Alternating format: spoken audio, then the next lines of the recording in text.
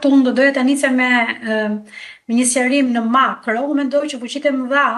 dhe vendet të cilat janë përfshirë dhe por si janë dhe të përfshirë në luftë, unë mendoj që ato pak a shumë e parashikonin që një luftë e tillë dhe mund të ndodhte dhe kanë skenare se si të mbajnë ekonominë të paktën për një periudhë afat shkurtër. Ajo çka më shqetëson është pikërisht Shqipëria dhe e them këtë sepse në Shqipëri ka spekulime tregu dhe në momente ku s'ka luftë, imagjinoje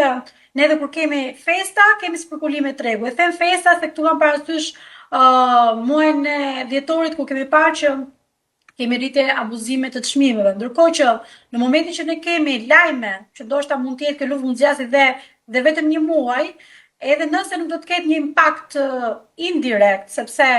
deri një muaj, do të thënë, besoj se ekonomia shqiptare, siç tha dhe Mateo në studio, që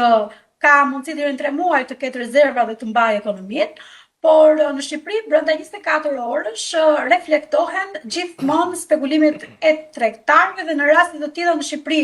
fiton tregtari, fiton biznesmeni, ndërkohë që humb qytetari dhe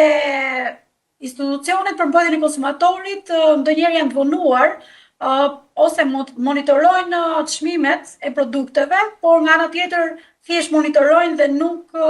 le themin nuk vendosin gjop apo nuk marrin masa me qëllim që këto pozita dominuese apo spekulatorët e tregut të marrin ato që meritojnë. Dhe mua kjo më shqetëson, pasi duhet të themi që rritja e çmimeve, sidomos në mënyrë abuzive, pra pa pasur efekte, siç mund të themi për shembull nëse rriten çmimet në tregjet globale, patjetër që ne jemi importues dhe do të kemi edhe ne